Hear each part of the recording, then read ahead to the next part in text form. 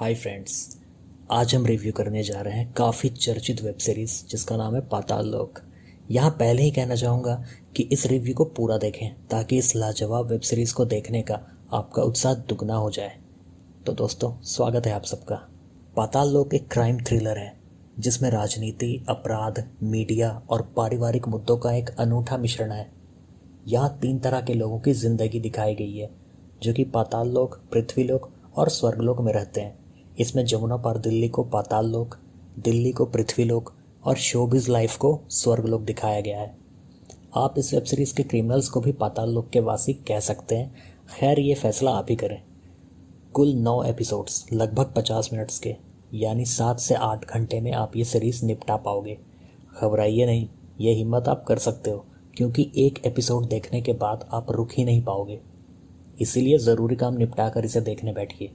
एक क्राइम होने से पहले क्रिमिनल्स के पकड़े जाने और उनके इंट्रोगेशन, मीडिया हाउस की सच्चाई, पॉलिटिकल एजेंडा और पारिवारिक मूल्यों सबको ध्यान में रखकर एक बढ़िया वेब सीरीज़ बनाई गई है। यूँ तो इस वेब सीरीज़ में हर एपिसोड में ही आपको किसी न किसी रात से पर्दा उठता दिखेगा, पर एक जो सबसे अच्छी बात है वो ये कि एक ख़ास बात का सस्पेंस सीरीज़ के अंत तक बना रहता है। वो यहाँ नहीं बताऊँगा, चाहता हूँ कि आप देखें और मुझे कमेंट्स में बताएं। सिर्फ इतना ही कहूँगा कि अगर आप कुत्ते से प्यार करते हैं तो आप अच्छे इंसान हैं, और अगर कुत्ते आपसे प्यार करते हैं तो भी आप अच्छे इंसान हैं। जयदीप अहलावत ने हाथीराम की भूमिका में जान डाल दी है। अपने बोलने के तरीके, बॉडी लैंग्वेज और मूड से तो वो दिल्ली पुलिस के रूप में जचते ही हैं। नीरज काबी ने भी संजीव मेहरा का किरदार बखूबी निभाया है। एक न्यूज़ एंकर की चालाकी, उनका चीज़ों को देखने और उनसे अपना फ़ायदा निकालने का तरीका प्रभावित करता है। चारों अपराधियों की भूमिका अभिषेक बैनर्जी, जगजीत संधू, आसिफ खान और मैरम्बेम रोनाल्डो सिंह ने निभाई है। इन चारों की अभिनय क्षमता आप सीरीज़ में देखकर खुद अचंभित हो जाएंगे। इशफाक सिंह ने इमरान अंसारी की भूमिका निभाई है जो हाथीराम का सहयोगी है और कदम कदम पर उसका साथ देता है।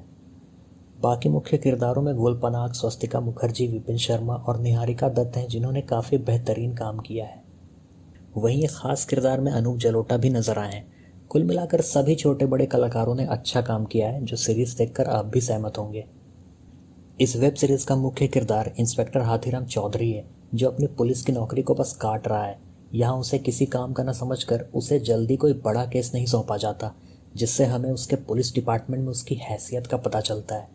दूसरा मुख्य किरदार चर्चित न्यूज़ एंकर संजीव मेहरा है जिसे जान से मारने की प्लानिंग की गई है और इस घटना को अंजाम देने से पहले ही क्रिमिनल्स पकड़े जाते हैं। और यही हमारे तीसरे मुख्य किरदार आते हैं जो 4 लोगों का एक ग्रुप है जिसमें हथौड़ा त्यागी, तोप सिंह, कबीर एम और मैरी हैं। ये चारों हत्या करने से पहले ही पकड़े जाते हैं और केस सौंपा जाता है हाथीराम चौधरी को। केस देखने से ओपन एंड शट केस लगता है, पर जैसे जैसे हाथीराम और उसका जूनियर इमरान इसमें घुसते जाते हैं वैसे वैसे परत दर परत केस की हैरत अंगेज सच्चाइयाँ सामने आने लगती हैं। ये देखना रोमांचक होता है कि कैसे वो बड़ी मुश्किल से कड़ी जोड़कर किसी गवाह या सबूत तक पहुंचते हैं, पर उन्हें कुछ खास हाथ नहीं लगता। इस कहानी में सभी मुख्य किरदारों की निजी जिंदगी से जुड़ी कहानियां भी साथ साथ चलती रहती हैं। हाथीराम का अपनी पत्नी और बेटे से रिश्ता भी कहीं न कहीं हमें हाथीराम के किरदार को नज़दीक से समझने में मदद करता है।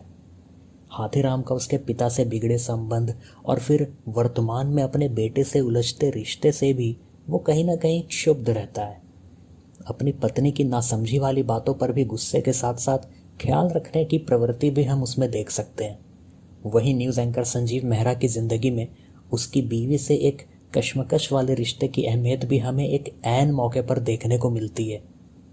यहाँ अलग से 4 क्रिमिनल्स के उन ग्रुप की भी बात करनी होगी क्योंकि उन चारों के वर्तमान का बोझ कहीं न कहीं उनके अतीत पर टिका है।